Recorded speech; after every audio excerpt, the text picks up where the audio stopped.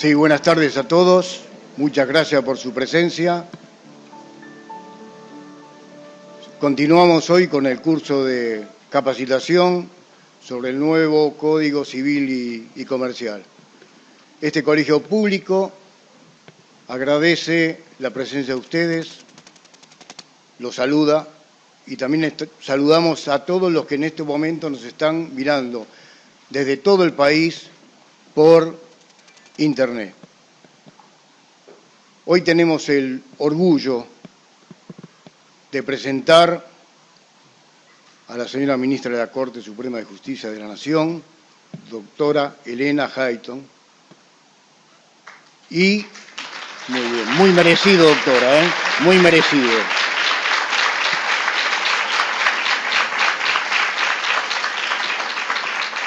Muchas gracias por los aplausos, es un reconocimiento muy importante para la doctora. Por favor, lo que le pedimos, que apaguen los celulares y que prestemos atención. Este colegio público brinda esta capacitación no solamente a todos los colegas, sino también a todos los habitantes de nuestro país. Creemos que estamos ante un hecho de gran importancia, con nuevos paradigmas jurídicos y que debemos estar a la altura de este momento histórico. Muchas gracias y con ustedes la doctora Elena Hayton de Nolasco.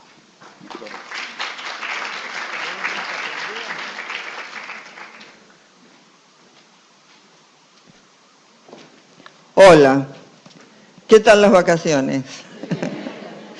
Me agarraron que ni siquiera pisaron el estudio, me parece, ¿no es cierto? Bueno, entonces, como decía, continuamos. ¿Cuándo empezó el curso? Pero la misma gente, ¿no? Otro grupo. Ah, por eso no. Muy bien. Bueno, nosotros vamos a empezar con el título preliminar. ¿Cuántos artículos tiene el título preliminar? Nadie sabe. ¿Lo leyó alguien? No, nadie lo leyó, ¿no? Bueno, son 18 artículos. ¿Y el código, más o menos, cuántos artículos tiene? ¿Cómo? 2.600, sí, 2.670 o algo así. Bueno, fíjense que hemos reducido a esa cantidad de artículos los que eran los 4.051 del Código Civil más los del Código de Comercio, que francamente ni sé cuántos eran porque estaban tan matizados que no sé cuántos habían quedado. Así que ahí estamos. Son grandes lineamientos, ¿no es cierto? En principio el Código simplifica, reduce y trae grandes lineamientos con los nuevos paradigmas, como hemos visto. Entonces, bueno, a ver, ¿por qué existe un título preliminar? Primero, porque este es un tema muy discutido, ¿no es cierto? O sea, una primera cuestión es la necesidad de incluir o no un título preliminar.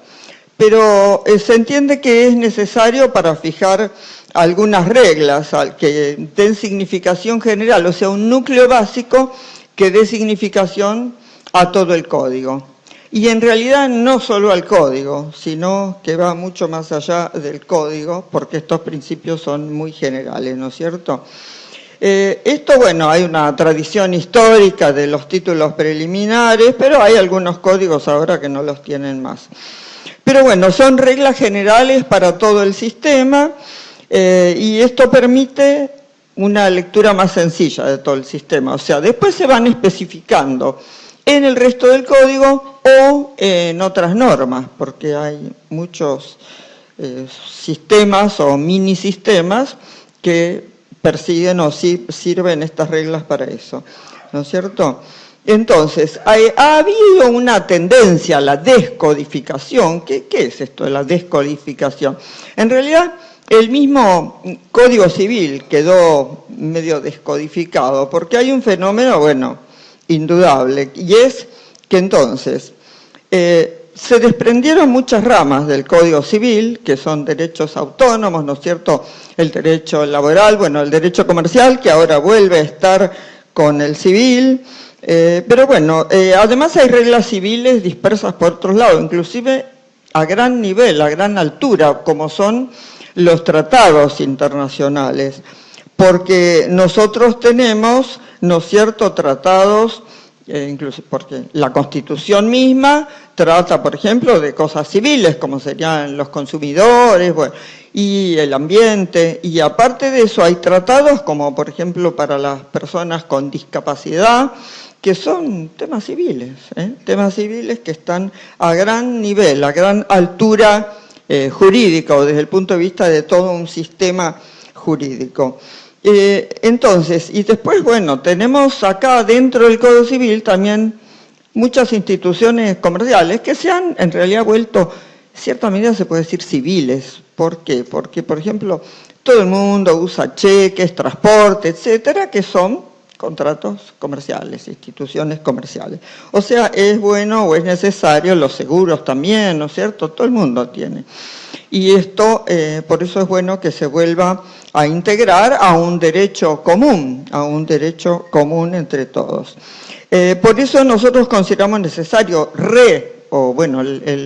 en realidad el Poder Ejecutivo que nos llamó, ¿no es cierto?, recodificar, o sea, empezar de nuevo con el código, hacer de nuevo, no estas reformas parciales, sino recodificar, porque, bueno, es necesario. Entonces, por eso decimos que el título preliminar se coloca frente a todo el derecho, y ya vamos a ver cuántas cosas son.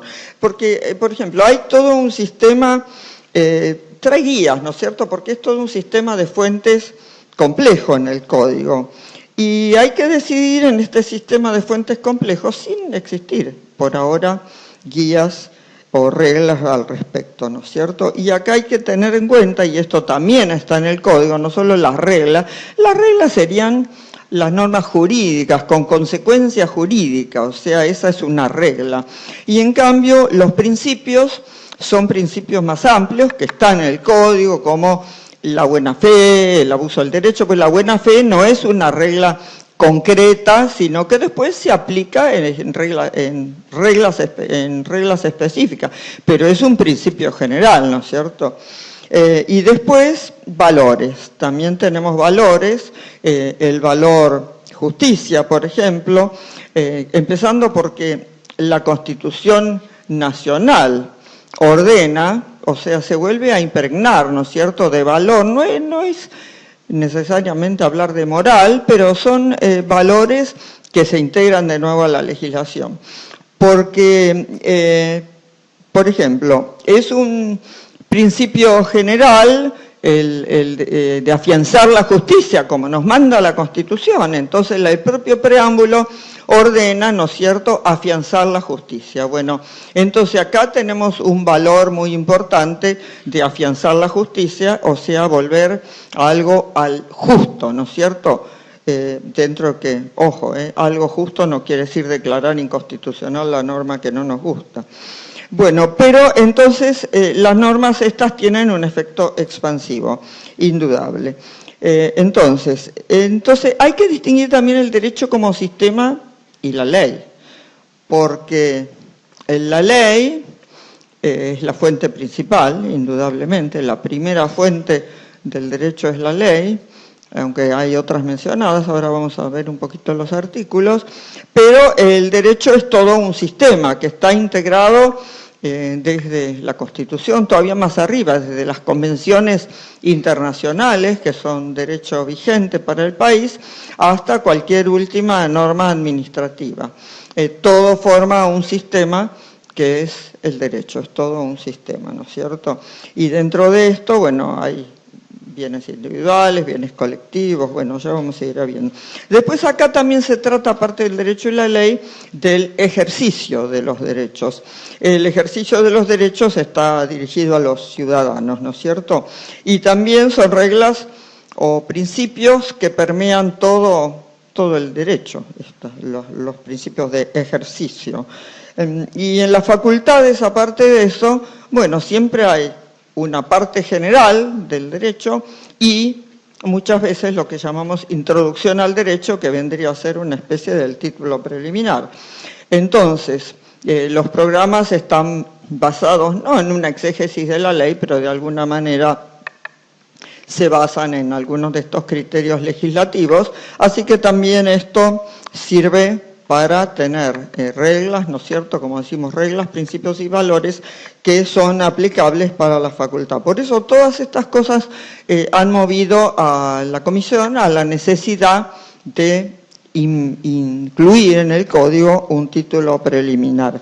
Y acá hay también un cambio de paradigma, como dijo el doctor López, porque claro, el viejo código del siglo XIX, ¿no es cierto?, estaba en otros tiempos. Realmente nosotros ahora en el siglo XXI, este es el código del siglo XXI, estamos integrando el código con muchos microsistemas jurídicos.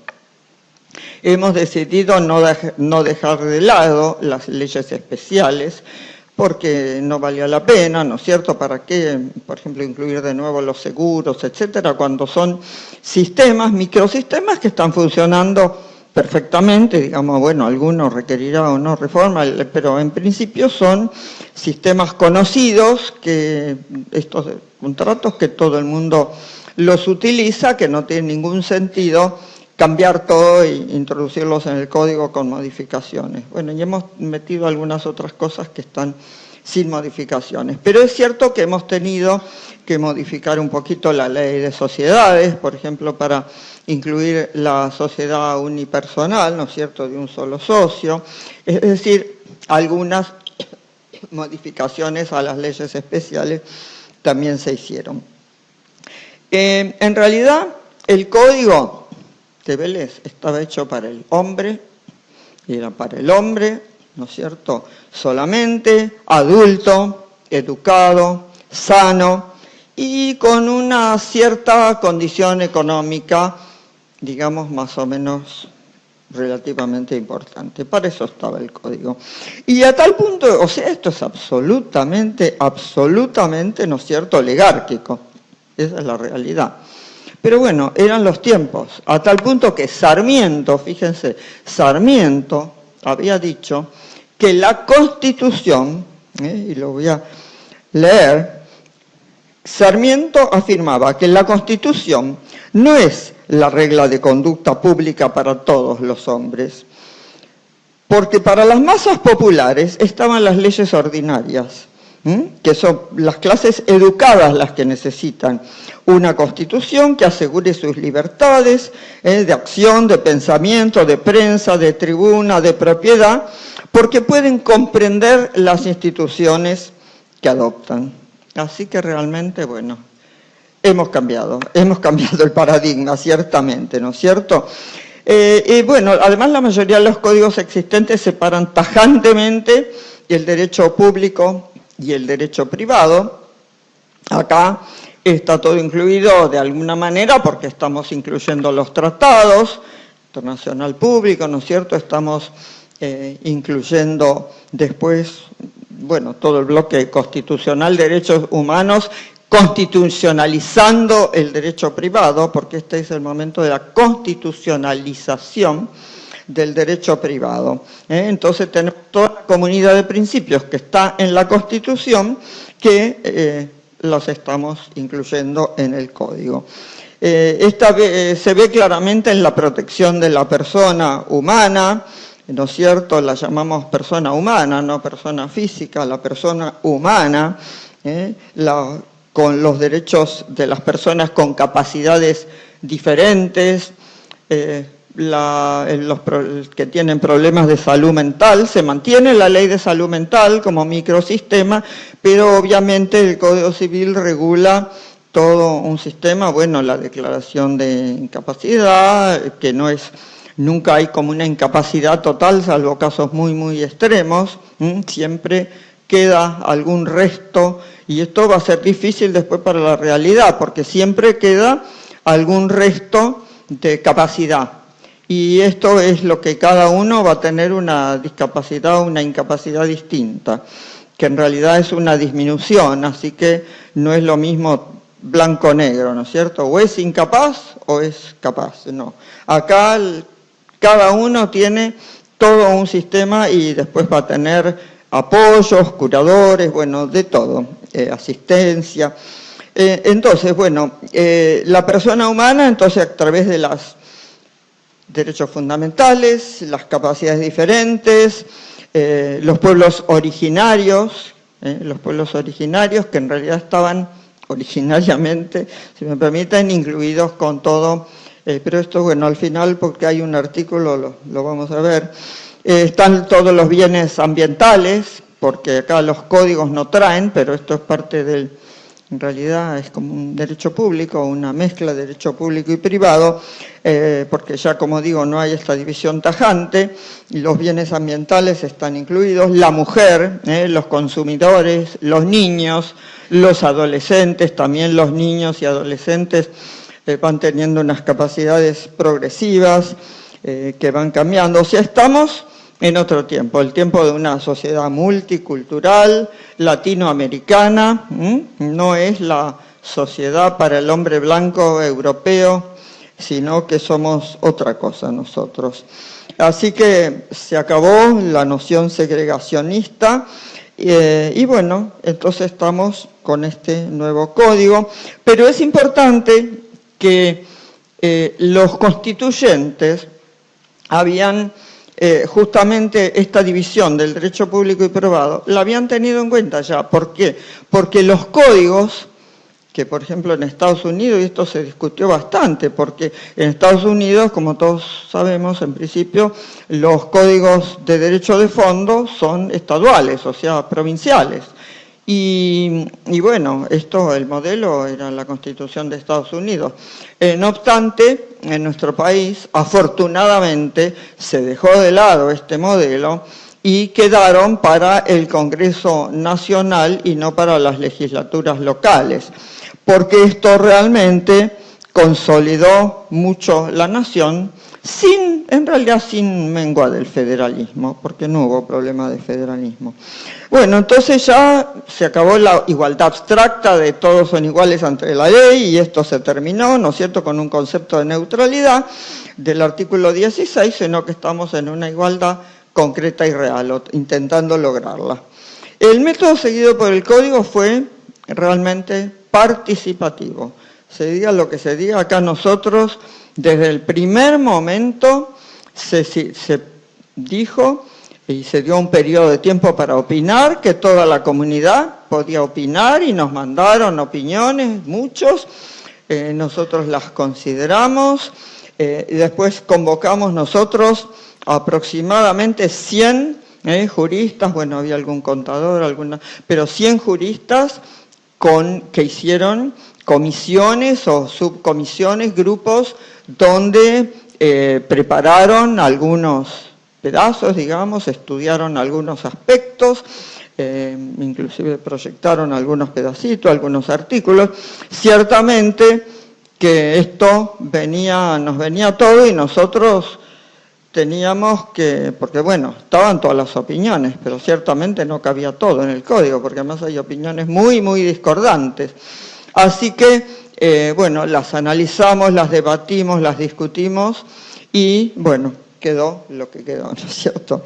Pero realmente fue muy participativo, como digo, y además cuando había algún pedazo terminado, que habíamos terminado nosotros, lo mandábamos a todo el grupo, a todos los juristas, a los 100 juristas, que a su vez opinaban, bueno, si querían o si podían, opinaban sobre el pedazo, el título, bueno, hecho.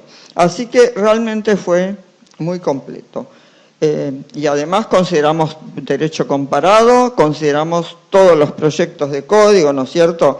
El del 26 de Bibiloni, el del 36 que es sobre la base del de Bibiloni, el del 54 del Ministerio de Justicia, pero la comisión dirigida por Jean Vías, después los proyectos del 87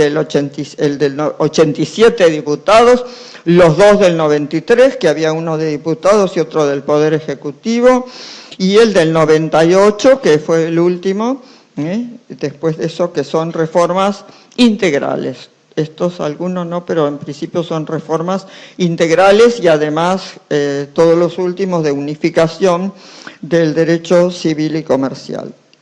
En base a todo esto, los trabajos críticos de toda esta normativa, toda la jurisprudencia existente, que nosotros, bueno, la tuvimos siempre en cuenta para ver las interpretaciones, bueno, se hizo el proyecto de código, el anteproyecto, porque se entregó un anteproyecto de código al Ejecutivo, ¿no es cierto? El Ejecutivo a su vez hizo un proyecto y eso pasó al Congreso, que a su vez hizo lo que es la ley, el código. Bueno, así que hay, todo expresa realmente un alto grado de consenso de la comunidad. Hay una amplia coincidencia argentina de algunas necesidades de reforma. Y bueno, como digo, el título preliminar tiene estos principios generales. Inclusive hay toda una generalización, porque está el principio general que está dado por el título preliminar. Después, o sea, eso sería para todo el código, pero a su vez después cada libro tiene una parte general. Y a su vez, dentro de ellos hay partes generales. Por ejemplo, ¿no es cierto? El libro tercero de los derechos personales, existen partes generales de obligaciones y después todavía las obligaciones de dar, de hacer, de no hacer, parte general de la responsabilidad civil y después algunas divisiones, los contratos, parte general y después a su vez el contrato de depósito, etcétera. El libro cuarto de los derechos reales tiene también una parte general y después, bueno, a su vez tiene todos los derechos reales, dentro de los cuales algunos, como los derechos de garantía, tienen una parte general también. Y esto hace al ahorro de artículos, porque nosotros no tuvimos que repetir, por decir, en la hipoteca, en la prenda, en la anticresis, que es indivisible, no, porque está todo en la parte general de los derechos de garantía. Esto hace al achicamiento, ¿no es cierto?, de la cantidad de artículos o a la reducción drástica, sin cambiar en realidad nada, porque es justamente no repetir. Las partes generales impiden o hacen innecesaria la repetición. Lo mismo en las sucesiones, ¿no es cierto?, donde hay una parte general, después las intestadas, después las testamentarias, pero a su vez, ¿no es cierto?, están los distintos testamentos, las formas, etcétera. Bueno, entonces tuvimos en cuenta todo esto y ahí está. Lo que contiene, no contiene notas, el código no contiene notas. Y eso lo tomamos del proyecto 98. Y las razones son que ningún código civil del mundo ya trae notas, ¿no es cierto? Que Vélez las había introducido un poco por el estado de la cultura jurídica. El propio Vélez las pensaba eliminar, había considerado que, o sea que una vez que aparecían las exégesis de la ley, que hay muy buenas, ¿no es cierto?, por decir Segovia, Machado, Llerena, etcétera, bueno, todas estas exégesis ya hacían innecesarias las notas, y aparte, en realidad lo que vale es la ley, y acá el problema, si la nota coincide con el texto, bárbaro, pero cuando la nota discrepa con el texto, hubo discusiones doctrinarias interminables, ¿no es cierto? Así que bueno, las notas son bastante peliagudas, por decir de alguna manera, peligrosas. Bueno, hemos puesto especial interés o cuidado en la redacción, en el lenguaje. En principio, todos los tiempos de los verbos son en tiempo presente. Fíjense que ya el tuviera, tuviese o habría, etcétera, como está en el código, en todos los códigos, no. Acá el principio es que todos los verbos, y lo van a ver, por eso esto facilita mucho la comprensión, están en tiempo presente. No hay esas frases largas, ¿no es cierto?, con tanta excepción en el medio, no. Se va haciendo frases cortas, simples. Bueno, entonces estamos... después, bueno, las relaciones, el tema del derecho de las normas supletorias, también, ¿no es cierto?, porque el derecho supletorio aporta una guía para cuando no hace falta ponerlo. Pero bueno, aporta la guía para el que no quiera incluir un derecho de fondo. El que quiere dejarlo sin efecto, lo deja sin efecto.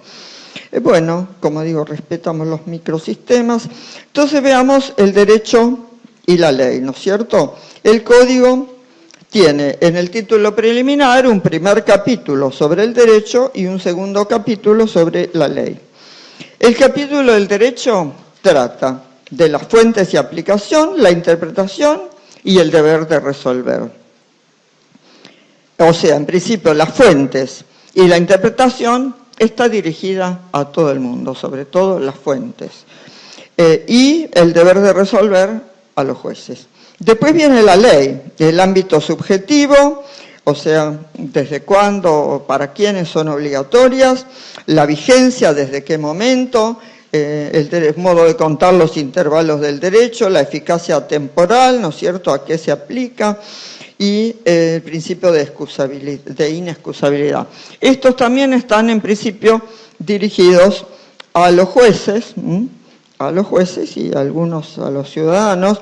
Y después viene el último capítulo, el tercer capítulo, el ejercicio de los derechos. Este está dirigido a los ciudadanos. Trata del principio de buena fe, el principio de abuso del derecho, el abuso de posición dominante en el mercado, el orden público y fraude a la ley, la renuncia a los derechos y los derechos individuales y de incidencia colectiva. Y después está el último capítulo sobre derechos y bienes, que es muy revolucionario, está bastante cambiado, que trata de la titularidad de los derechos, de los bienes y cosas, de los derechos sobre el cuerpo humano y de los derechos de las comunidades indígenas. Bueno, entonces, como decimos, el Código distingue normativamente el derecho de la ley. Esto no es admisible identificarlos, como les he dicho, es otra cosa, ¿no es cierto? Entonces, el derecho es el sistema, la ley es la fuente principal. Vamos a leer los artículos que dice fuentes y aplicación. Dentro del derecho, ¿no es cierto?, los casos que este código rige deben ser resueltos según las leyes que resulten aplicables, conforme con la Constitución Nacional y los tratados de derechos humanos en los que la República sea parte. A tal efecto se tendrá en cuenta la finalidad de la norma. Los usos, prácticas y costumbres son vinculantes cuando las leyes o los interesados se refieren a ellos o en situaciones no regladas legalmente, siempre que no sean contrarios a derecho.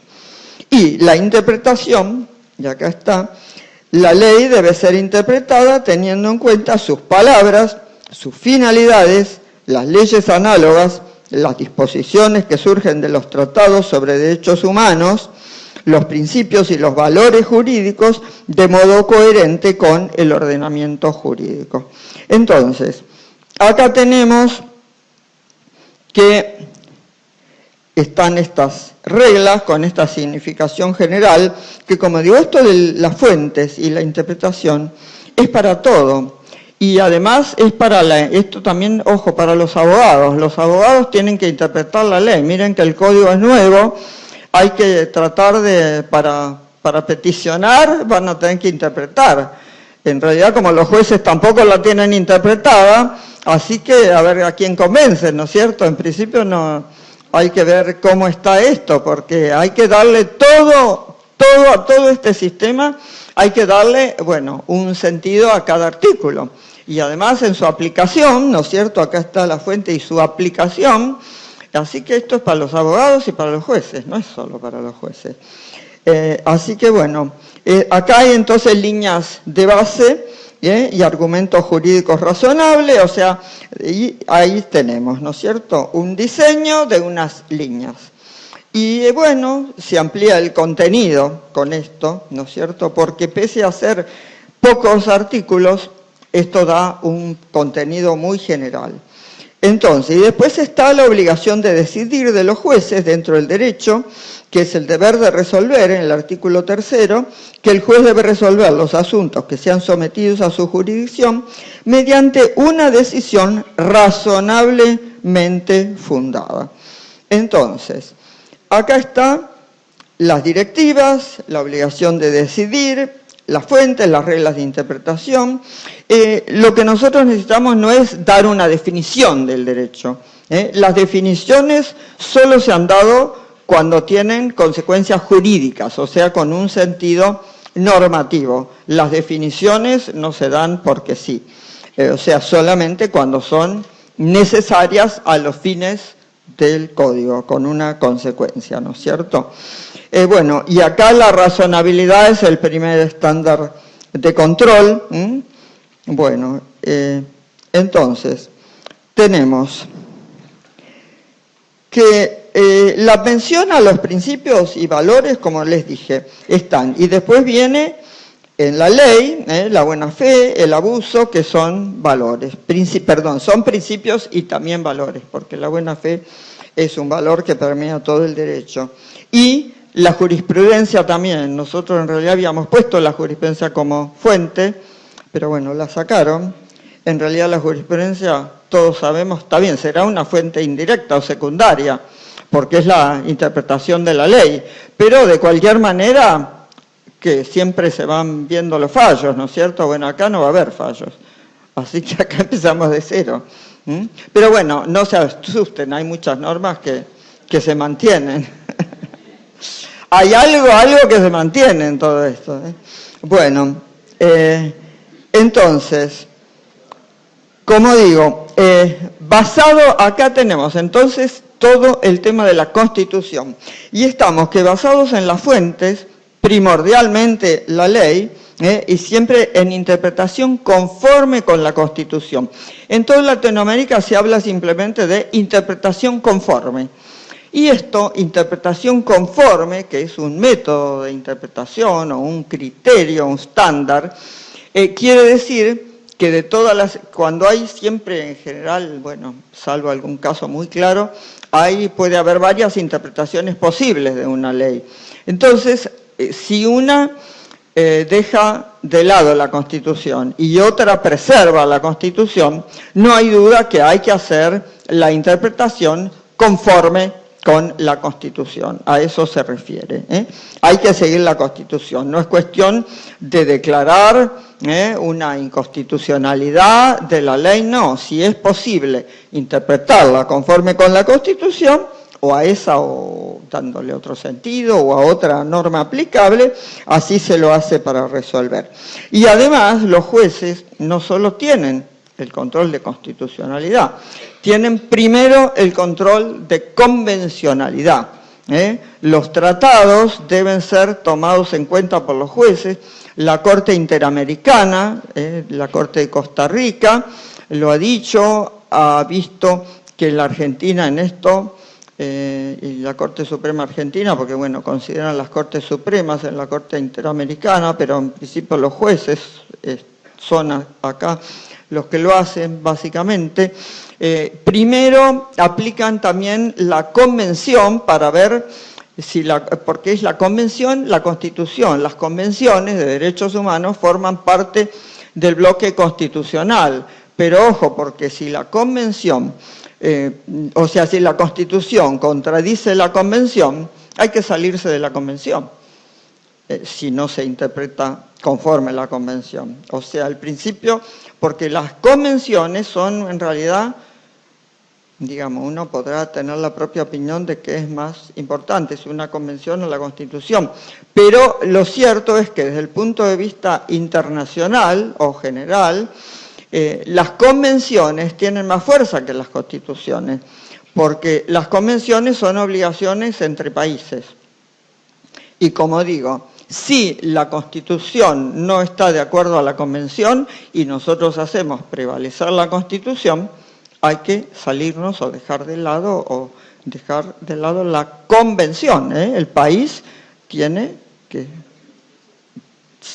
digamos, borrarse, por decirlo de una manera simple, de la Convención. Bueno, ¿cómo dicen ahí? Sí. Sí.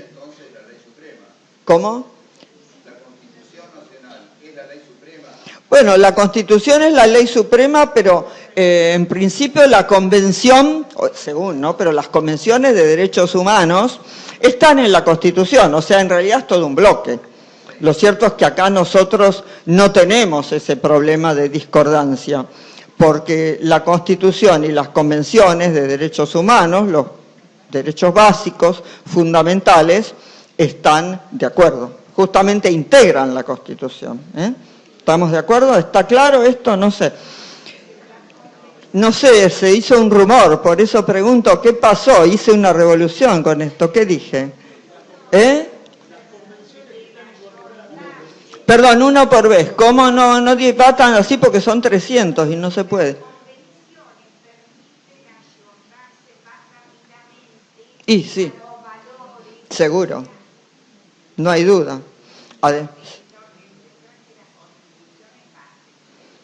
Y sí, en realidad la interpretación es conforme la Constitución, pero conforme la Convención. Como digo, primero hay que mirar también la Convención. Los jueces y los abogados todos, porque las convenciones donde el país es parte, como digo, y las convenciones de derechos humanos que son parte de la Constitución, y ojo que hay algunas que no están nombradas, pero han sido después ratificadas por las 2/3 partes para ser parte, y algunas que todavía pueden ser que lleguen a serlo, como esta de la discapacidad, que por ahora no ha sido, pero en algún momento se había pensado. Bueno, forman parte de un sistema, como digo, de valores y de principios y valores muy relevante que digamos, que hay que tener como una guía básica. Estamos de acuerdo, sí. Entonces, todo esto da, como digo, unas directivas para la decisión judicial.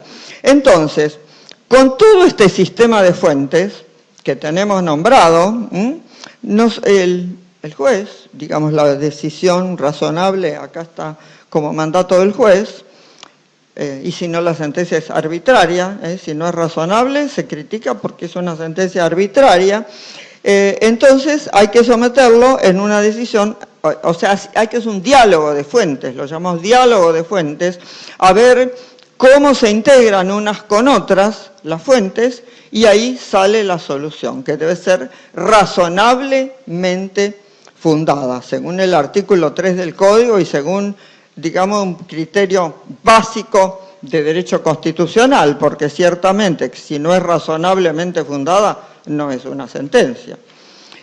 Bueno, y eso surge, bueno, de las decisiones de la Corte sobre sentencia arbitraria, ¿no es cierto?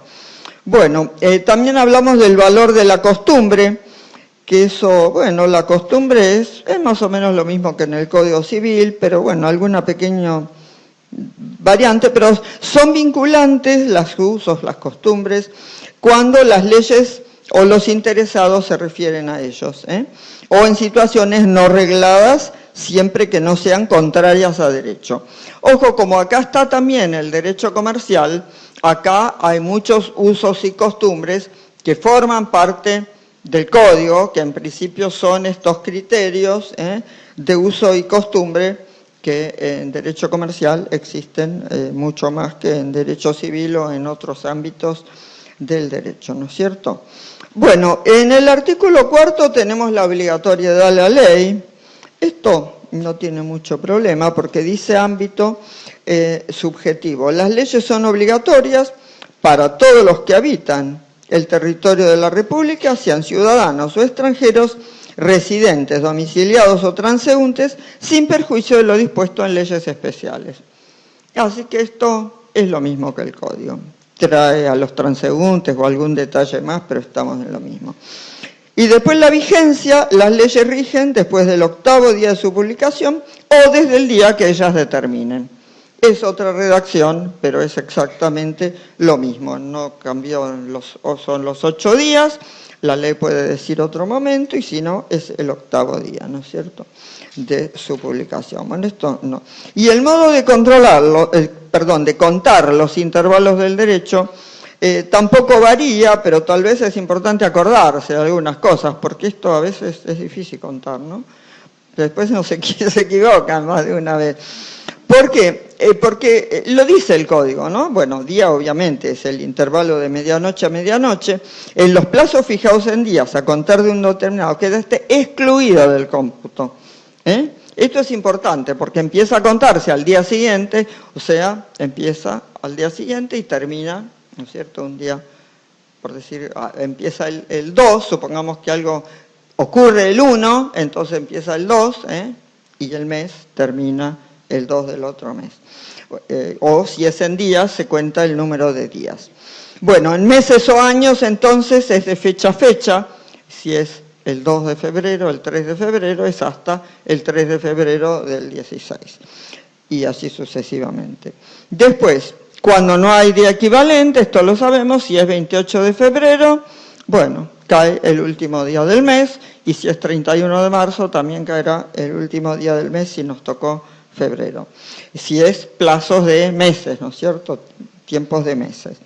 Bueno, también los plazos vencen a la hora 24, el cómputo civil es de días completos, esto es importante, días completos y continuos, y no se excluyen los días inhábiles. Esto a veces confunde, los días inhábiles no están. O sea, solamente van las ferias y con bastante dificultad a veces hemos tenido con el cómputo de las ferias en alguna oportunidad, ¿no es cierto? Porque bueno, ahí sí son días también, hábiles o inhábiles, toda la feria. Pero bueno, no excluimos los inhábiles o no laborables y bueno, en horas también desde la hora queda excluida. Y las partes siempre pueden decir cómo se va a contar. Bueno, esto es fácil, es lo mismo, pero ¿se acordaban bien cómo era? ¿Sí? ¿Todos? Bueno, ¿todos? Mírenme a los ojos. Bueno, eficacia temporal. A ver, a partir de la entrada en vigencia, las leyes se aplican a las consecuencias de las relaciones y situaciones jurídicas existentes. El Código de Vélez decía aún a las consecuencias.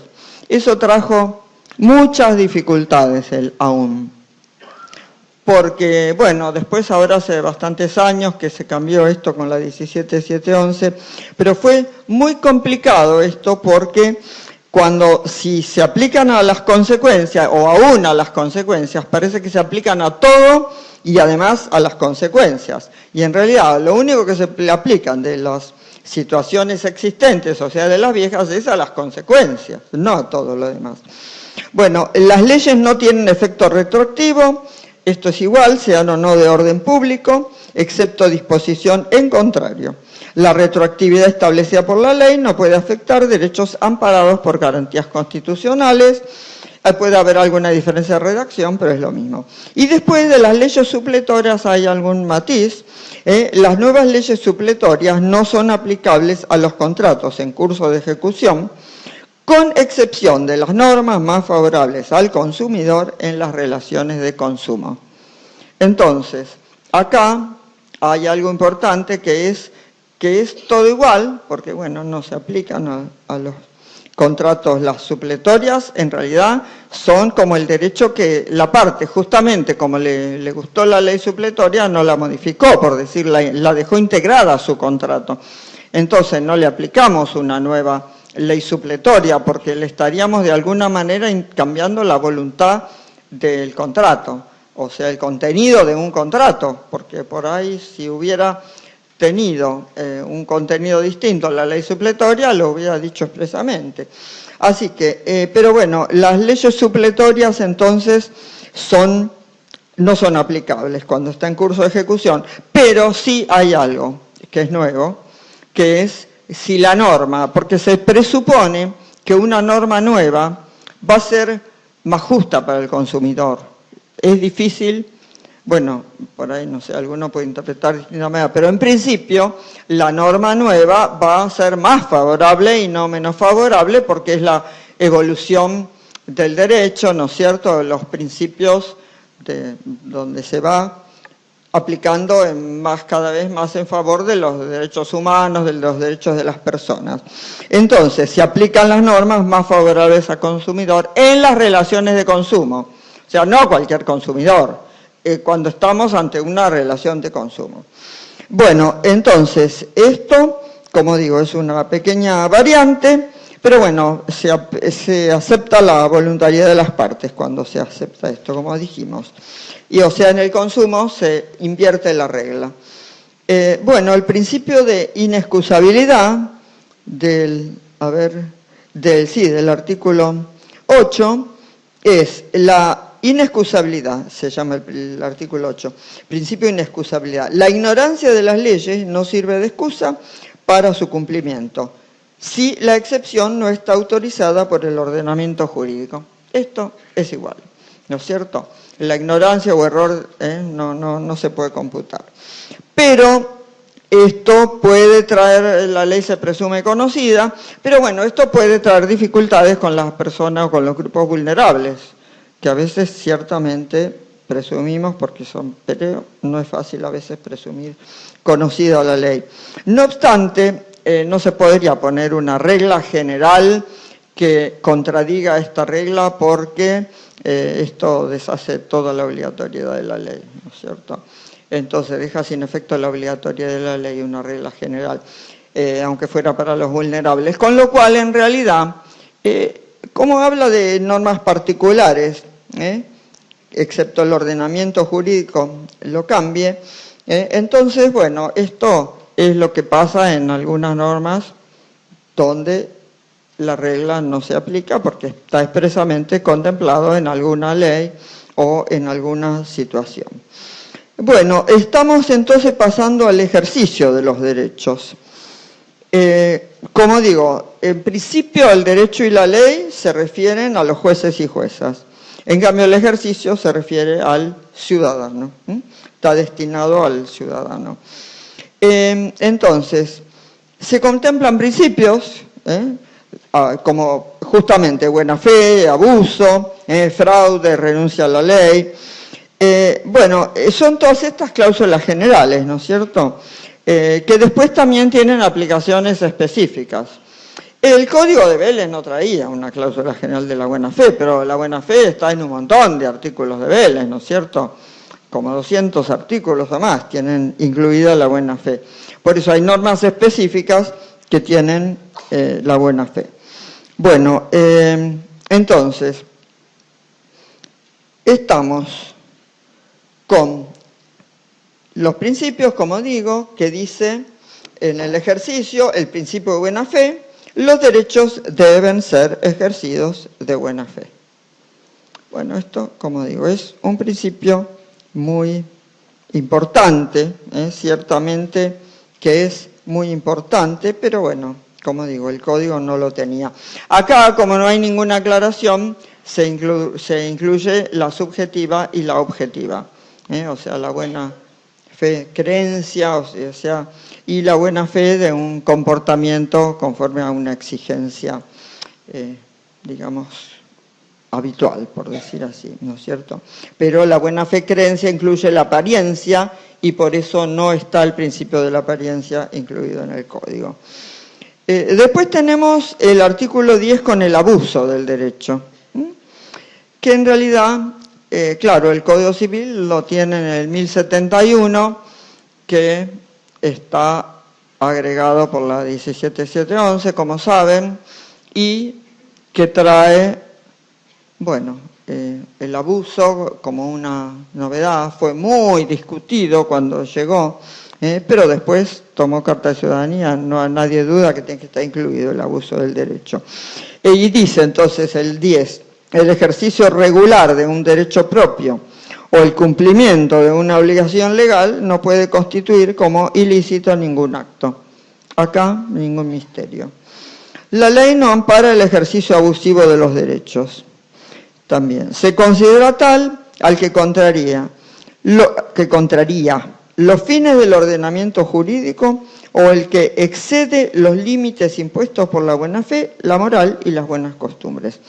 Fíjense que acá contraría los fines del ordenamiento, o sea, se habla de algo más objetivo y no de un fin histórico, sino del fin de la ley que puede ser en todo momento. Y esto es muy importante porque la interpretación con los fines de la ley, el fin actual, que tiene, bueno, los fines ambientales, etcétera, son todos distintos, todos nuevos, entonces es importante no quedarnos casados con los principios históricos sino con los nuevos, ¿no es cierto? Entonces, no todo se puede... Conservamos en general la redacción, porque siempre para la jurisprudencia y para los abogados es bueno, como ven, lo más parecido posible, ¿no es cierto? Pero, bueno, acá hay un principio general, que el abuso es valorativo, es totalmente valorativo del sistema, se entra en todo el sistema y esto... tanto la buena fe, el abuso, entra en el derecho civil, el derecho comercial, el derecho constitucional, en el derecho laboral, en todos lados está la buena fe incluida. Bueno, entonces, es un principio general del derecho esto. Entonces, tiene, como digo, una extensa tradición, y después lo que pasa es que agregamos nosotros, o sea, el abuso del derecho y después, esto es el ejercicio abusivo de los derechos, se considerará tal como dije. Y después el juez debe ordenar lo necesario para evitar los efectos del ejercicio abusivo o de la situación jurídica abusiva, que no es lo mismo que un abuso simple, digamos. Y si correspondiera, procurar la reposición al estado anterior y fijar una indemnización.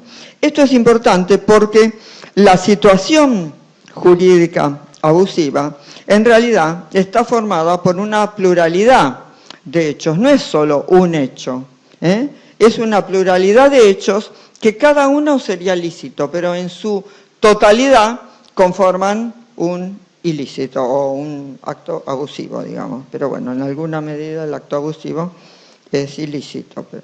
Y bueno, después tenemos entonces, aparte de esto, la posición dominante, a ver cómo es. Abuso de posición dominante, eso ya está en el 11, que habla de lo dispuesto en el artículo 9 y 10, se aplica también cuando se abusa de una posición dominante en el mercado, sin perjuicio de las disposiciones específicas contempladas en las leyes especiales. Entonces, acá tenemos tres situaciones o tres posibilidades.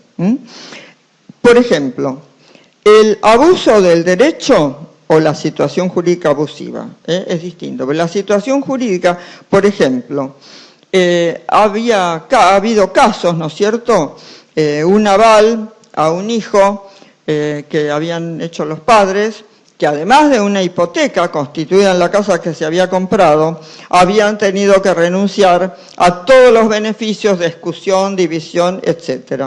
Bueno, se consideró por el tribunal, creo que era en Francia, abusivo esto, que era un exceso el pedir tantas cosas. Después, por ejemplo, porque esto también cuando se limita la libertad de contratar y se subordina la adquisición de un producto o un servicio a la adquisición de otros, porque eso en realidad cada uno es una venta o una adquisición, pero si yo hago un enganche entre un producto y que me tienen que comprar el otro, bueno, esta es una situación jurídica abusiva. No te lo vendo si vos no comprás esto otro. Bueno, esas son situaciones jurídicas abusivas. Entonces, porque claro, en el primero no es avalista, sino auténtico deudor, cuando renuncia a todos los beneficios, y acá no hay libertad de contratar. Entonces, después, el abuso de posición dominante en el mercado es un supuesto diferente. Además, la posición dominante, si bien el título del artículo dice dominante, y hay punto, es dominante en el mercado, porque la situación dominante, en general, aparece en todo el derecho, o sea, aparece todo el tiempo en la vida, digamos. Siempre hay alguien, o hay posibilidad de que alguien domine a otro. Entonces, si nosotros pusiéramos solo el abuso de posición dominante, o sea, si la ley contuviera solo eso, sería algo que absorbería a todas las demás situaciones. En cambio, se especifica mucho más porque se está refiriendo a una posición dominante en el mercado, a prácticas anticompetitivas. Dentro del poder del mercado, la capacidad de influir en los precios, por ejemplo, pueden tener varios, ¿no es cierto? Son varias empresas juntas que conforman un grupo, pero que aparentan ser separadas y hacen, bueno, como un monopolio, como unas formas de arreglarse entre sí para arreglar los precios. Es siempre así, como una única oferente sin competencia, con el fin de preservar. Bueno, todo esto son situaciones de abuso de posición dominante en el mercado. Entonces, después, respecto a los fines, como digo, del ordenamiento, no es los fines pretéritos, que eran los fines que se tuvo en mira al reconocer el derecho, como dice el Código, que esos son los fines históricos.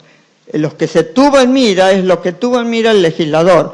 Entonces, esto es importante, que ahora ya no son los que tuvo en mira el legislador el día que dictó la ley o esa ley o en ese año, que hay leyes vigentes que son muy viejas. Entonces, acá es fines del ordenamiento. El ordenamiento puede ir cambiando con todos los artículos que va teniendo los fines, o puede haber interpretación distinta de los fines del ordenamiento. O sea, se acabó el sentido histórico. No se vincula más al sentido histórico, sino que hay una interpretación evolutiva. Esto tiene gran importancia, ¿no es cierto? Porque además ahora, por ejemplo, están incluidos los fines ambientales, que obviamente no estaban en ningún momento y son totalmente incluidos en la ley actual. Todo esto es coherente con las reglas de interpretación que se dan en el Código. Bueno, después, bueno, como digo, ahí también ya está esto, la posición dominante ya está. El orden público y fraude a la ley. Entonces, tenemos orden público y fraude a la ley. Las convenciones particulares no pueden dejar sin efecto las leyes en cuya observancia está interesado el orden público. El acto respecto del cual se invoque el amparo de un texto legal que persiga un resultado sustancialmente análogo al prohibido por una norma imperativa, se considera otorgado en fraude a la ley. En este caso, el acto debe someterse a la norma imperativa que se trata de eludir. Entonces, puede haber, acá no hay que confundir el fraude a la ley con el fraude como vicio de los actos jurídicos. Esto está regulado en los artículos 338 y siguientes del mismo Código. Entonces, el fraude a la ley no es lo mismo que el fraude como vicio, que habla de la declaración de inoponibilidad del acto respecto del acreedor que lo ha considerado perjudicial a sus derechos, ¿no es cierto? Porque son celebrados en perjuicio de un deudor o en fraude, ahí sí, de los derechos de un deudor, para empeorar su situación o mejorar la situación del acreedor. Ahí, bueno, tenemos que tener varios requisitos, están los efectos frente a terceros, todo esto es del fraude de los subadquirentes. ¿Qué pasa con los subadquirentes? Todo esto es el fraude como vicio, ¿no es cierto? Cesa la acción si el deudor los desinteresa, y bueno, y además que la inoponibilidad se declara exclusivamente en interés de los acreedores que lo promueven, y hasta el importe de los créditos. Bueno, esto no es lo que tenemos acá en fraude a la ley. Acá es el fraude a la ley imperativa. Otras leyes se pueden dejar de lado, pero no se puede, o sea, las leyes en general se pueden, lo que no se puede dejar de lado, las leyes de orden público, justamente, la ley imperativa, el orden público. Las convenciones no pueden dejar sin efecto leyes en cuya observancia esté interesado el orden público. Entonces, bueno, ¿qué es el orden público? No importa, estas son cosas que ya nadie sabe, pero que se usa, digo, porque hay 1000 teorías sobre el orden público. Bueno, así que no, pero bueno, ¿alguien sabe? A ver, díganme qué es el orden público. Bueno, pero más o menos tenemos una idea de cuándo está en juego el orden público. Son leyes imperativas que van contra los principios básicos, contra principios básicos. Entonces, contra los derechos humanos, contra la Constitución, los derechos humanos, bueno, en todo esto está interesado el orden público, porque habla en normas, como dice, en cuya observancia está interesado el orden público, no dice que son de orden público, está interesado el orden público. Bueno, entonces, estamos, para el fraude a la ley, un factor objetivo y subjetivo, o sea, un factor que se refiere a como una conducta que queda en contra de esta ley imperativa. Y además la intención de dejar de lado la ley y usar otra más conveniente. Está muy claro a veces los fraudes fiscales, etcétera, donde hay fraude a la ley. Hay un deliberado propósito de dejar de lado una ley y bueno, se busca y se aplica otra más conveniente. Se sustraen a la norma que veda una conducta y buscan otra. La voluntad entonces transgrede estos fines o estos límites imperativos. Por ejemplo, se celebra un matrimonio, que es lícito ciertamente, pero esta celebración del matrimonio solo es para obtener beneficios sociales o para obtener una ciudadanía de otro país, porque esto se admite. Bueno, estos son actos de fraude a la ley, Estos son fraudes a la ley. Son ilícitos en su conjunto, porque en realidad el casarse obviamente es lícito. Pero bueno, si uno se casa y además después pide la ciudadanía del cónyuge enseguida y prácticamente sin haber consumado el matrimonio y sin hacer, o sea, es todo un fraude a la ley. En realidad es un casamiento trucho, como dirían, ¿no es cierto? Bueno, a ver si los despierto un poco, porque a esta hora...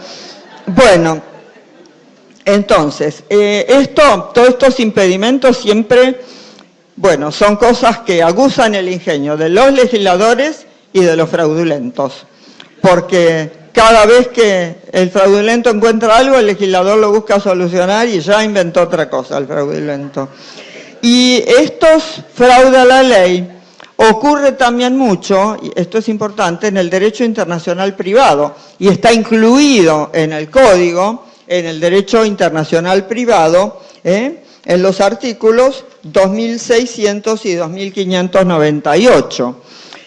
Porque acá también se busca, con el fraude a la ley, dejar de lado la ley de un país y aplicarla de otro país que es más favorable. Por ejemplo, alguien sabe que tiene un cáncer que se está muriendo, y entonces quiere dejarle todo a su concubina y dejando de lado, digamos, a los hijos de matrimonios anteriores, o a hijos que no son de esta persona, con quien no tiene hijos, y entonces, poco antes, o sea, en cuanto se entera, fija domicilio en un país que no tenga legítima.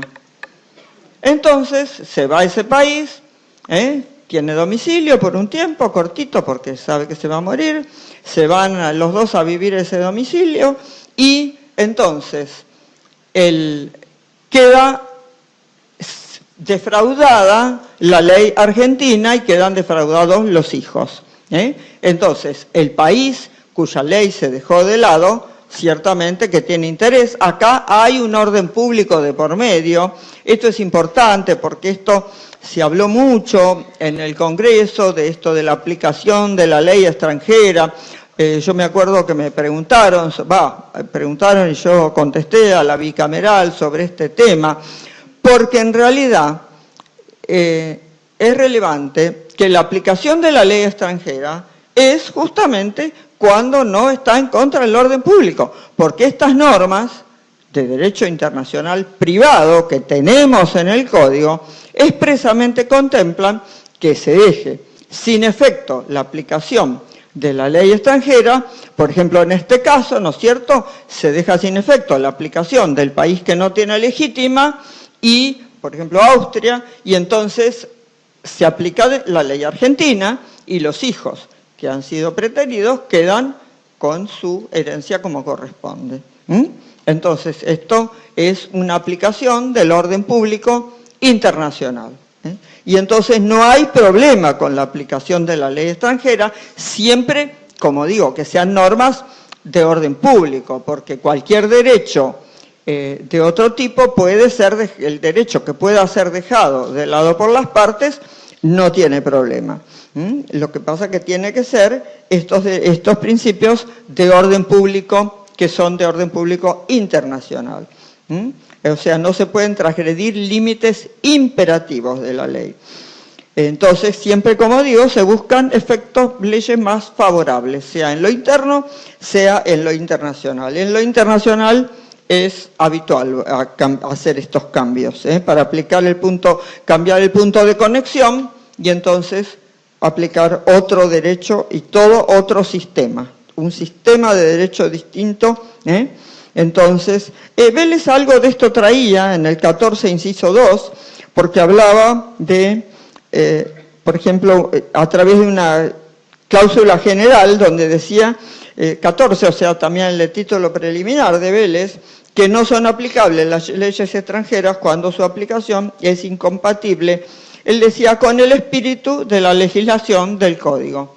Pero en definitiva, el espíritu, bueno, es un poco distinto del orden público, pero bueno, el espíritu de la ley en realidad es algo que fue muy discutido. ¿Qué quiere decir?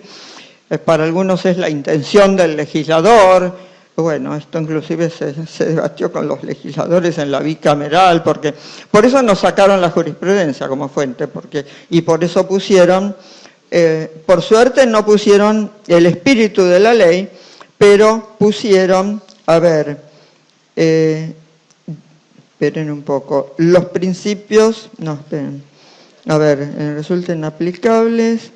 Los tratados de derechos humanos, a tal efecto se tendrá en cuenta la finalidad de la norma. La finalidad de la norma no es lo mismo que el espíritu. Y vuelvo a decir, la finalidad también, aunque algunos han entendido lo contrario, queda claro, creo que hay que interpretarla en el sentido que no se casa con el sentido histórico. La ley la finalidad no es la que pensaron los legisladores. La finalidad es la norma, y la norma no es que cambia la finalidad, pero la finalidad se va interpretando de otra manera a medida que avanza el mundo. Bueno, entonces no se pueden sortear, como digo, las leyes imperativas, pero no cualquier ley. Y acá entonces siempre se trata de desbaratar el fraude interno, internacional.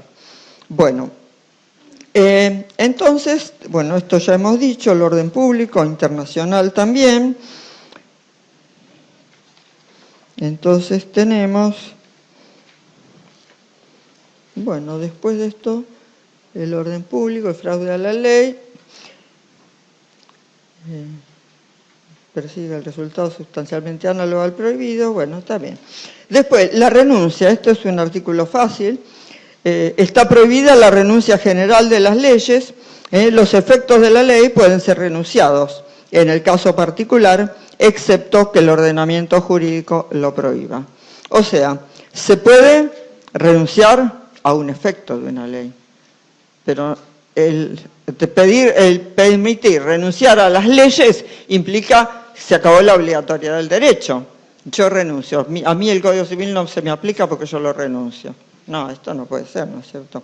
Entonces, es un principio que obviamente es casi una obviedad, pero sin embargo estaba en Vélez, ¿no es cierto? Bueno, pero es simple, la obligatoriedad.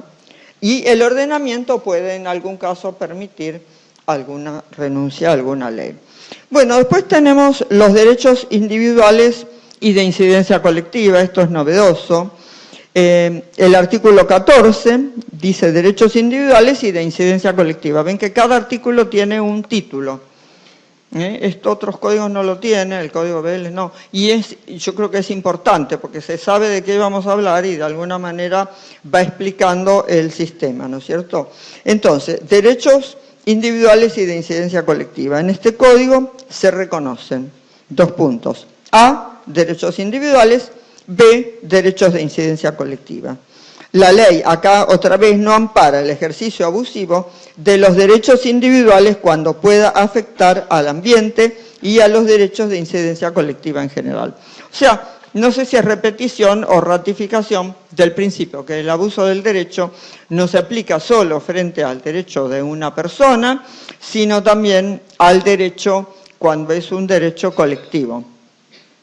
Nosotros habíamos agregado, bueno, se había agregado también los derechos individuales homogéneos, pero bueno, volaron los derechos individuales homogéneos. Así que, y además porque había algunos artículos también referidos en otra parte a las responsabilidades, pero bueno, o sea, el código es lo que quedó, ¿no es cierto? Yo no voy a decir mucho lo que estaba, pero tal vez es importante alguna cosita. Por ejemplo, el derecho al agua potable, que tanto se ha criticado, nosotros lo habíamos puesto, estaba.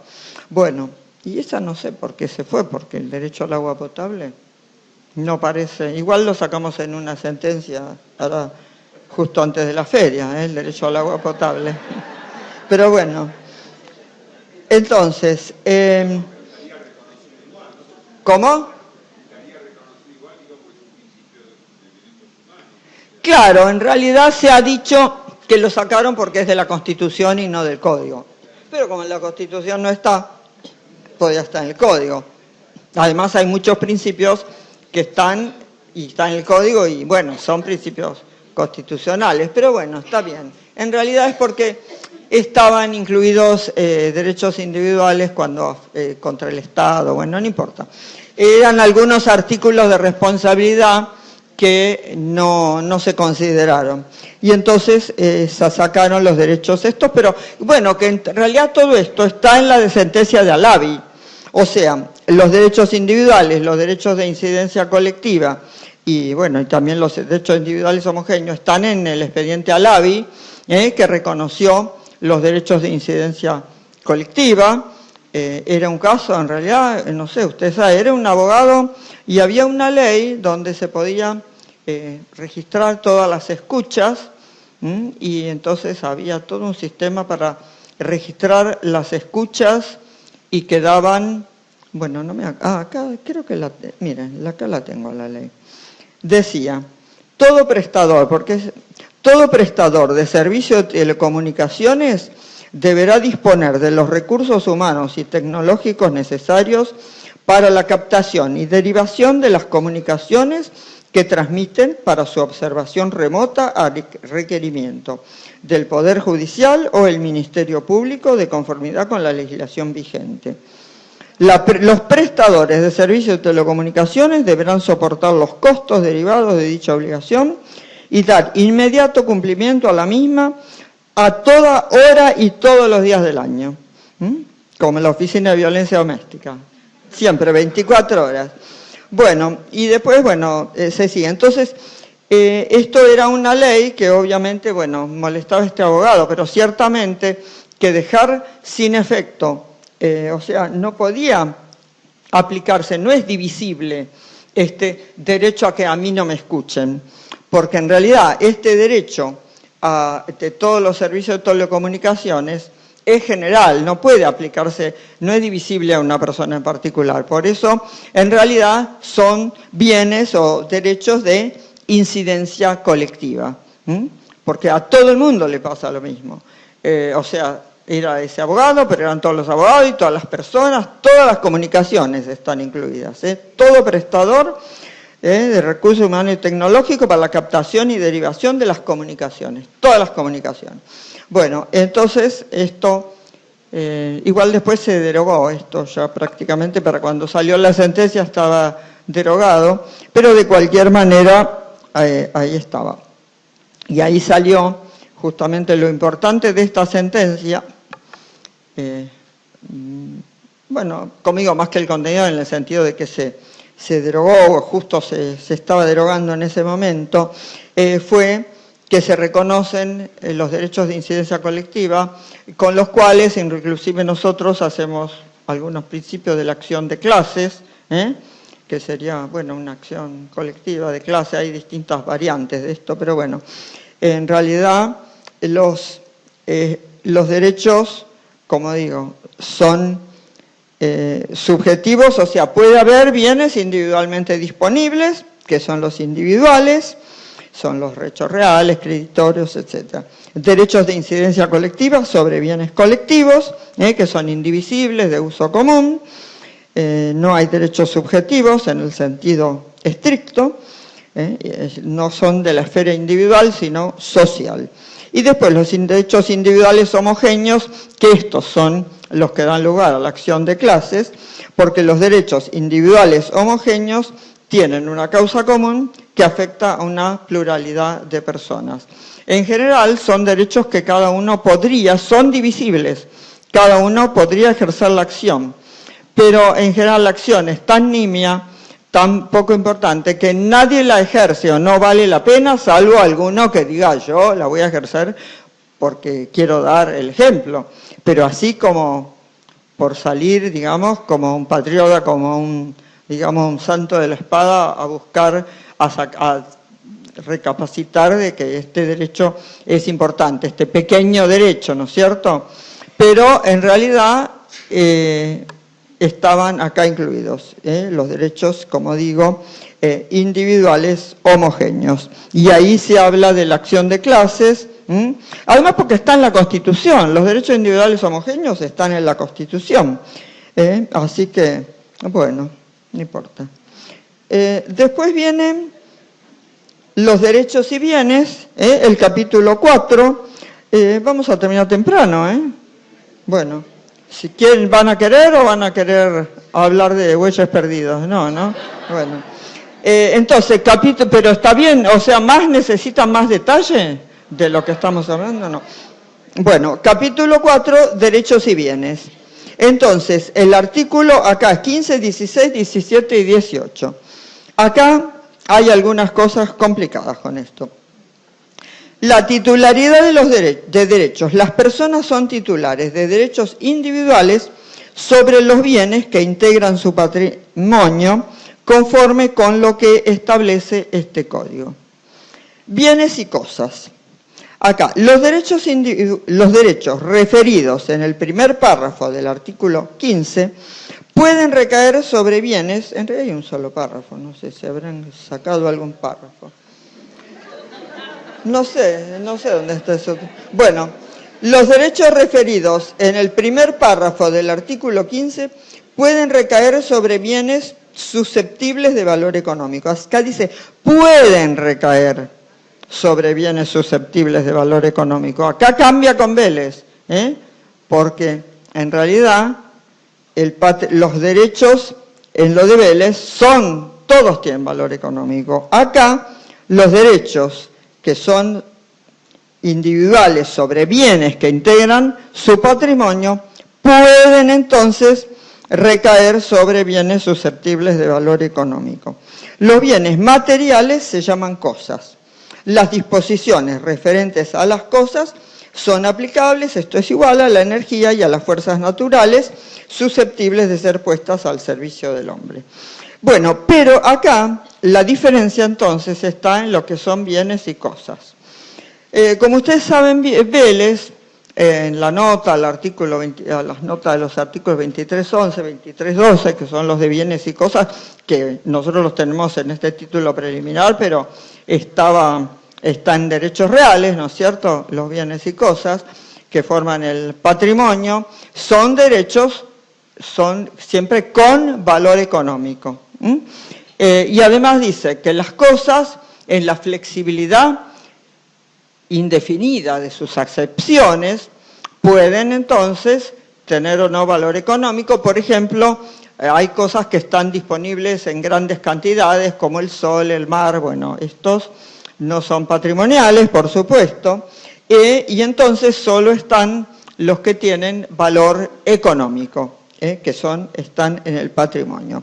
Y los bienes también, porque en realidad en el código, los bienes, o sea, las cosas son el derecho de dominio, y los bienes son todos los demás derechos reales y personales, porque esto es la síntesis del Código de Vélez. Dicho simplemente, no sé si se habían dado cuenta que esto es así, pero bueno, los bienes y cosas son así. Entonces, acá nosotros tenemos esto, que pueden recaer, entonces, como digo, el patrimonio, bueno, como digo, era un atributo, en el Código Vélez, una relación, bueno, con valor económico. Esta concepción patrimonialista ha ido cambiando, y entonces tenemos bienes que son de la persona, pero no tienen valor económico, aunque sí una utilidad de distinto tipo.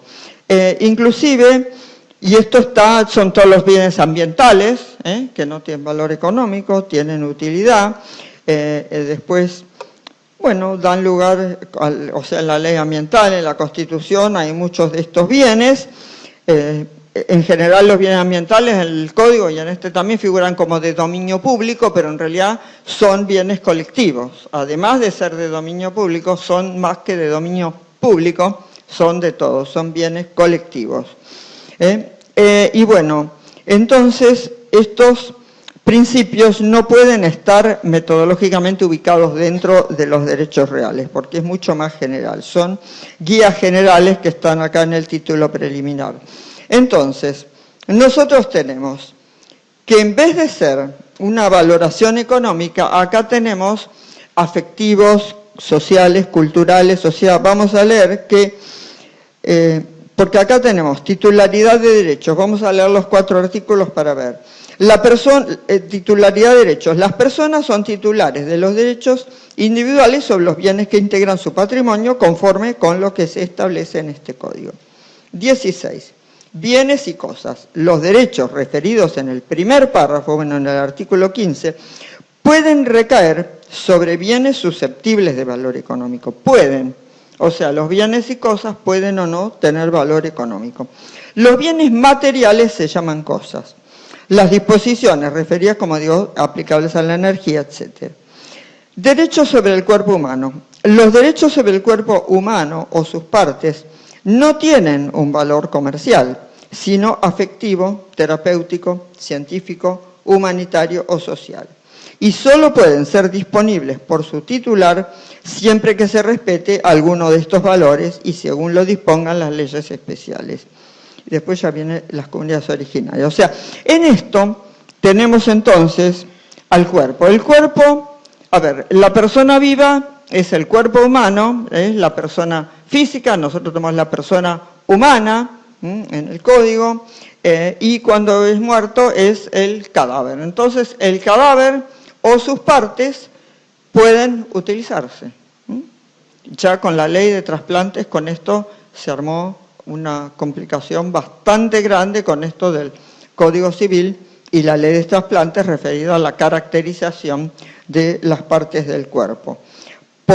Y además, yo siempre dije que en realidad están en el mercado, porque el mercado jurídico no es un mercado económico. O sea, si yo hago actos a título gratuito, estoy haciendo un mercado jurídico. O sea, en realidad una transacción que es un acto jurídico. La donación, que es un acto a título gratuito, la dación de un órgano, que es a título gratuito o debe serlo, son en realidad derechos que están en el, digamos, en el comercio jurídico, no económico, no en el comercio en el sentido de valor comercial. ¿Me explico? Entonces, esta teoría, bueno, no es patrimonialista. Tenemos entonces que el patrimonio tiene bienes, o sea, hay bienes patrimoniales y extrapatrimoniales. Los patrimoniales están en el patrimonio.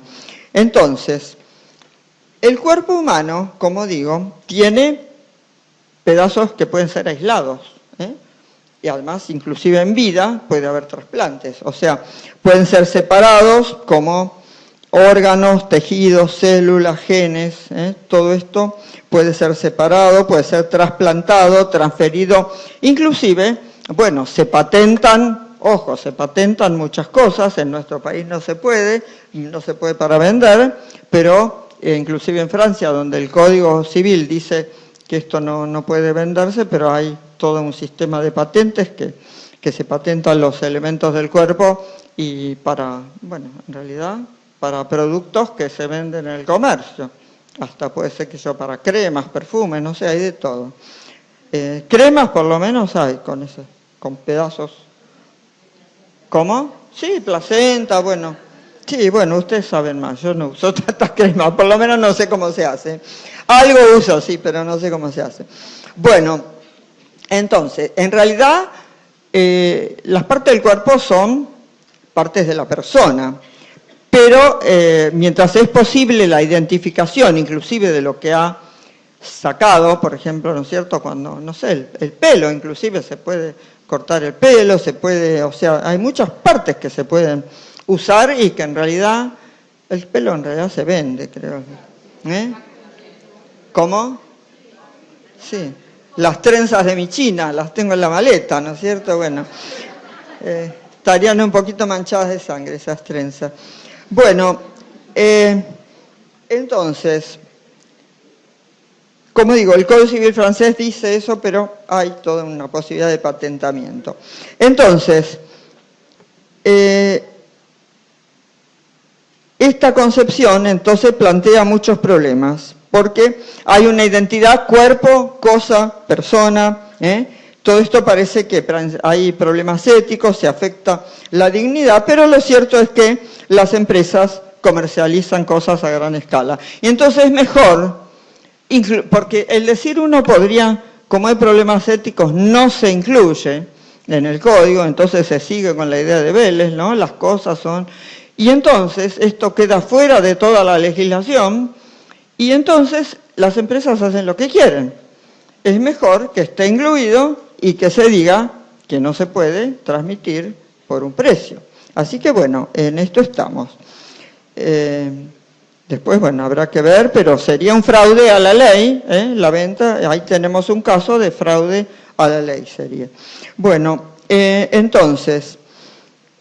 Como digo, la abstención legal no es respuesta, porque el progreso de la ciencia sigue y hay que estar frente a, además del valor relevante de la salud, porque esto sirve en los trasplantes, los pedazos del cuerpo, los genes, etcétera, todo esto sirve para la salud. Hay partes minusculísimas también, ¿no es cierto?, que están en biobancos. Bueno, hay de todo, células, líneas celulares, células madre, qué sé yo.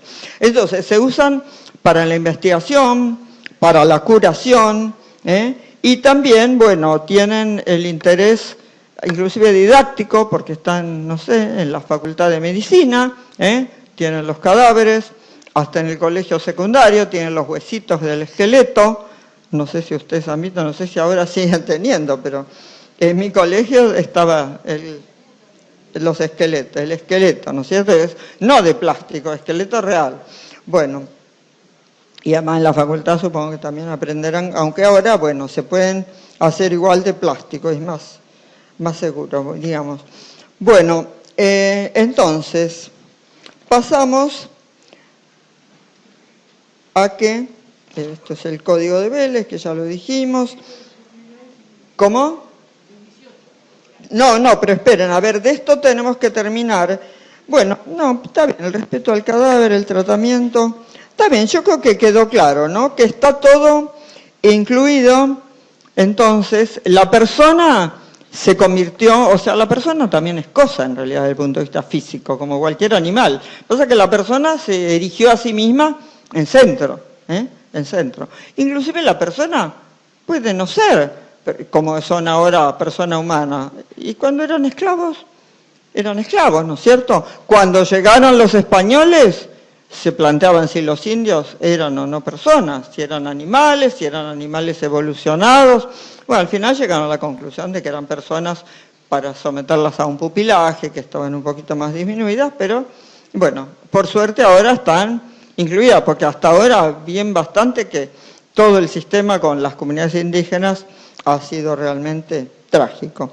Bueno, entonces, acá seguimos con esto, donde, entonces, las personas, como digo, bueno, podían o no ser individuos, o sea, centros del mundo jurídico, ahora lo son siempre, ya sería terrible, aunque hay algunos sistemas que son bastante parecidos a la esclavitud o peores. Y entonces... después tenemos, bueno, tenemos que después también en la ley de sociedades se ha cambiado porque ahora también una sola persona puede ser una persona jurídica, ¿eh? Así que también tenemos esto. Bueno, bueno, el derecho a morir no importa, eso. No, es importante, quiero decir que... Perdón, no. Importa mucho. Y yo he escrito mucho, saben ustedes que tengo todo el libro del consentimiento informado, eso, pero... Y además, saben que tenemos un caso en la Corte al respecto, así que no es un tema para hablar. Bueno, inclusive el tema de la muerte, fíjense que esto siempre hay un respeto, y hay como una idea religiosa, todo un temor a la muerte, en realidad siempre había viejas historias que decían que las personas muchas veces eran enterrados vivos, que había que estar seguros de que alguien estaba muerto. Inclusive un viejo diccionario jurídico decía, que ¿por qué no dejarles durante cierto tiempo la cara descubierta y las manos libres y apresurarse tanto a echarles tierra encima? ¿Por qué no poner junto a su tumba una campanilla cuyo cordón atado a las manos serviría para hacerla sonar y pedir auxilio cuando la voz de la persona sepultada no podría hacerse oír? ¿Quién sin estremecerse de horror puede contemplar en su imaginación el espectáculo de un desgraciado que, recobrando sus sentidos, así parece que dice este diccionario, y su razón, yo lo vi citado, no vi el diccionario, la imposibilidad de subir sobre aquella tierra cuyo peso no puede levantar y que sin embargo no pesa bastante sobre su pecho para acabar de una vez con su vida? Así que miren los miedos que había a la muerte, ¿no? Esto es, bueno, pero de ahí a acá el cadáver se convirtió en un bien, como digo, no querían sepultarlo, aunque estaba ahí habla, aunque esté medio putrefacto, igual había que esperar por las dudas. No, cosas terribles se les ocurrían. Había... Sí, bueno, qué sé yo. Hay de todo, había muchas historias, pero ninguna nunca se probó de estas historias. Bueno. ¿Cómo? ¿Quién estaba congelado? Ah, bueno, Walt Disney también está. Bueno, yo he visto muchas películas de estas cosas, pero la realidad parece que no sé cuántos casos hubo. Bueno, entonces como tenemos...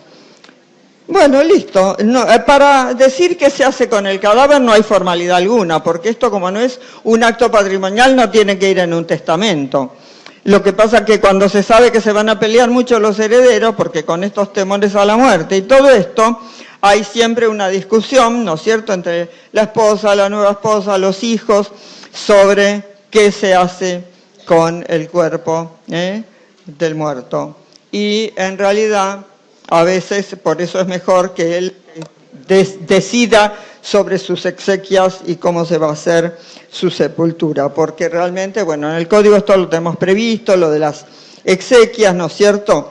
En definitiva, bueno, la persona muerta es un cadáver, el destino es el destino de los muertos, que es, ¿no es cierto?, la paz de los cementerios, digamos así, pero, como digo, puede quedar en el mundo de los vivos haciendo mucho bien a la humanidad. O sea, cambian las nociones, y ahí está todo en este artículo, que el cuerpo no tiene valor comercial, sino afectivo, terapéutico, científico, humanitario o social. Y solo pueden ser disponibles por su titular siempre que se respete alguno de esos valores y según lo dispongan las leyes especiales. O sea, no se puede elegir de otra manera. Entonces, después pasamos al artículo 18, que es el derecho de las comunidades indígenas. Entonces, las comunidades indígenas reconocidas tienen derecho a la posesión y propiedad comunitaria de sus tierras, que son más o menos, dice lo que dice el artículo de la Constitución acá, de las tierras que tradicionalmente ocupan y de aquellas aptas y suficientes, aquellas otras aptas y suficientes para el desarrollo humano, según lo establecido en la ley, de conformidad con lo dispuesto por el artículo, 75, inciso 17 de la Constitución Nacional. En realidad, creo que todos saben que se había incluido todo un derecho real, y yo creo que es muy importante. ¿Por qué?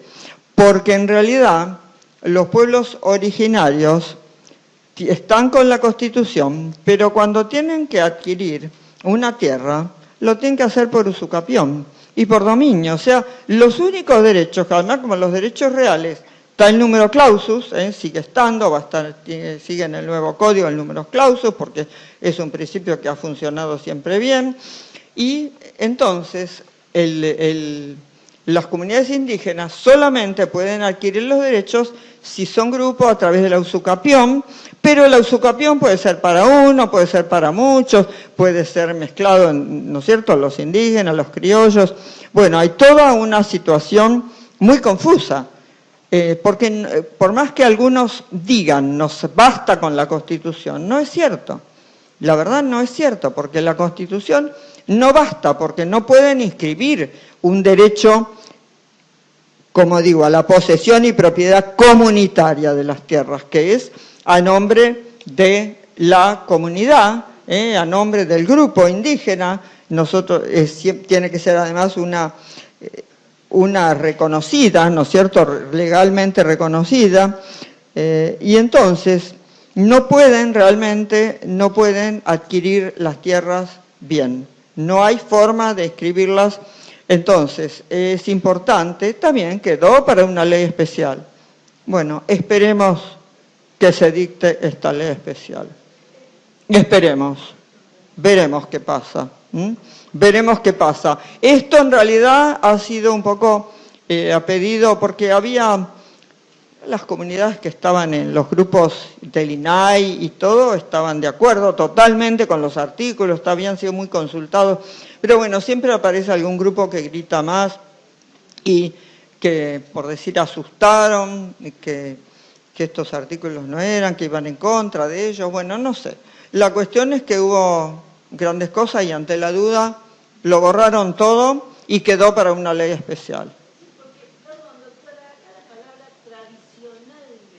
Sí. Habla de una extensión que no se sabe cuál es. Bueno, esto, acá no tengo la Constitución, pero básicamente la Constitución, no sé si alguien la tiene por ahí, pero en realidad las tierras se supone, por eso es muy confuso, porque después cuando vienen digamos, en las cortes provinciales, o sea, terminan en las cortes provinciales, hay algún caso que termina en nuestra corte, pero no, es muy difícil, porque además no están, o sea, no están totalmente en un lugar como, llamémosle como si fuera una reserva, que no es tal, porque esto es un criterio antiguo, pero quiero decir, están mezclados, por eso digo, están los indios, están los criollos, están los blancos, o sea, hay distintas clases de gente, todas mezcladas en las tierras.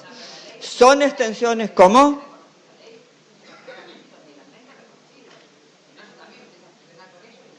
Bueno, por eso, por ejemplo, hay algún... No entiendo, a ver, ¿qué? No, lo que tiene que estar legalmente reconocida es la comunidad. La comunidad, pero igual por ahí además están entremezcladas una con otra. Hay algún expediente donde, bueno, se está haciendo todo un mapeo, ¿no es cierto?, dentro de una tierra, creo que era en Misiones, en Formosa o Misiones, no me acuerdo. Pero bueno, tenemos... Porque no es fácil esto, como dicen, es muy difícil delimitar cuál es la tierra, cómo es, y bueno, si hay un derecho, se hacen los planos, ¿no es cierto?, y se ve cuál es el derecho, cómo es, bueno, pero, porque el tema es que la propiedad sea una propiedad comunitaria, una propiedad del grupo, que sea inembargable, inenajenable, todas estas cosas, que no son ahora no son así. Porque son los derechos del código los únicos que existen. O sea, la Constitución no es cierto que alcance, porque todos los derechos de la Constitución deben ser, digamos, son de acuerdo, ¿no es cierto?, a las reglamentaciones legales. O sea, es cierto, son inmediatamente operativos y por eso se están aplicando. Esto no es lo que se discute, pero a los fines de instrumentar una adquisición de tierras, bueno, esto, qué sé yo, no es muy complicado. Por eso, bueno, veremos qué pasa. Esperemos que alguna vez se dicte esta ley especial. No sé, veremos. Bueno, terminamos entonces. Vamos a hacer preguntas, si quieren.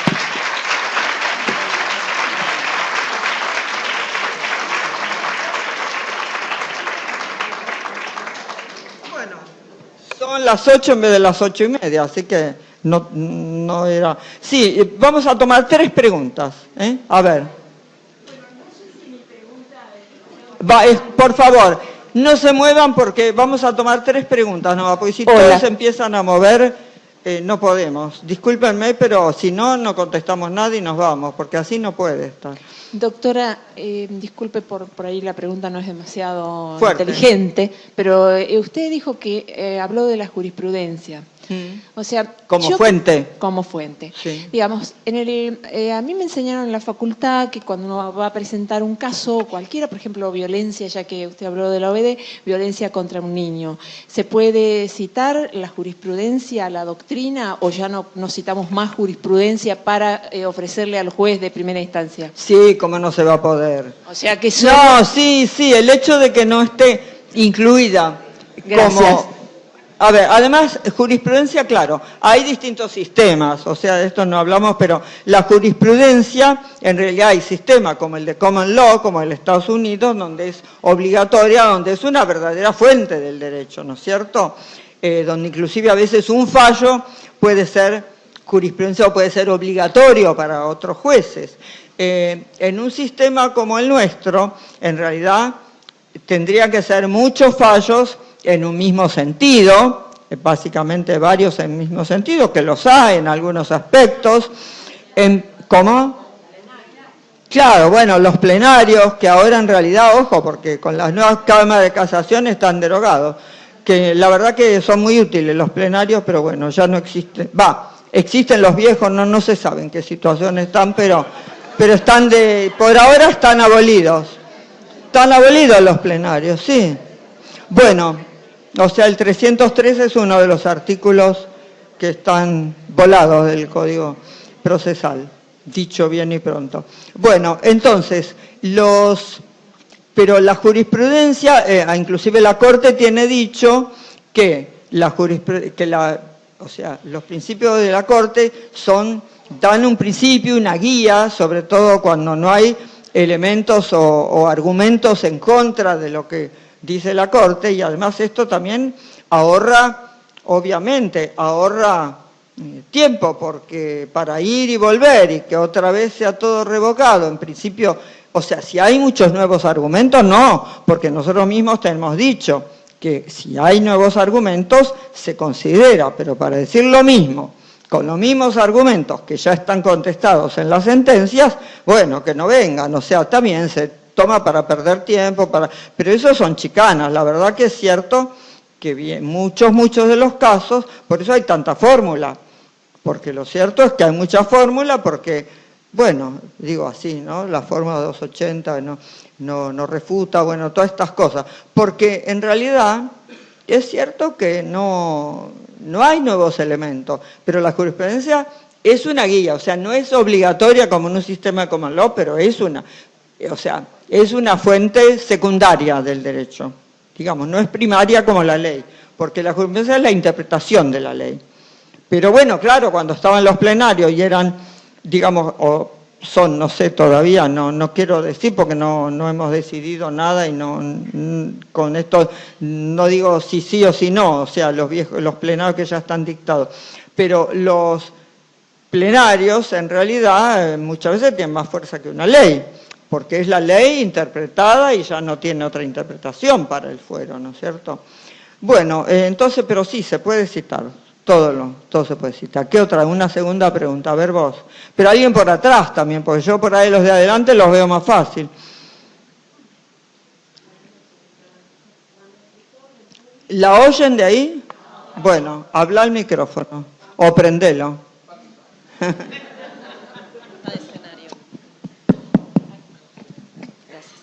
Cuando explicó orden público, dijo que había dos factores, uno objetivo y uno subjetivo. Faltó explicar el subjetivo. ¿Cómo? ¿Sobre el contenido? No, yo lo que dije, a ver, del orden público, cuando se deja sin efecto... No, usted una dijo ley. que hay dos aspectos importantes. Un factor objetivo, que lo explicó todo con ejemplos, y un factor subjetivo. Para el abuso del derecho. Claro. Yo, los elementos del abuso, creo que ya estábamos hablando. Estábamos hablando de orden porque es la público. conducta y además la intención, orden público. de dejar, digamos, de perjudicar o por lo menos de no tener en cuenta la finalidad de la normativa. Creo que hablábamos del abuso, no sé ya. Usted habló de ¿Qué dije? Perdón. Usted habló de orden público, dijo que eran normas imperativas que van en contra de los derechos básicos. Sí. Después dijo que había dos factores, uno objetivo, uno subjetivo. Explicó todo el factor objetivo. Y después A ver, explicó el ¿cómo era? A subjetivo. ver si alguien se acuerda. No, no era. Uno, hábleme, a ver, decime vos. Bueno, hablábamos del abuso. Por eso yo creo, no sé, a lo mejor, viste, claro, bueno, eso es la buena fe, ¿no? Pero eso, la buena fue fe cuando dio el creencia... ejemplo de la persona con cáncer. Cuando dio el ejemplo de la persona no, con porque cáncer. eso es para dejar el fraude a la ley. No, está bien, claro, porque la persona con cáncer tiene un elemento subjetivo que es ir y dejar sin efecto la ley imperativa, que es la ley de la legítima, o las disposiciones, que aunque ahora se han achicado en el Código Nuevo, pero existe la legítima. Entonces, dejar sin efecto la aplicación de la legítima, perjudicando a los hijos, ese es un factor subjetivo. Y el objetivo es la conducta, que es irse a vivir a otro lugar, radicarse, tomar domicilio. La intencionalidad es esta, dejar en realidad sin efecto, porque es el fraude a la ley. Hay una conducta que es lo que se hace y además tiene dos elementos, como dice el corpus y el animus, como diría alguno. ¿Estamos? ¿Ahora quedó claro? Está bien. Bueno, ¿listo?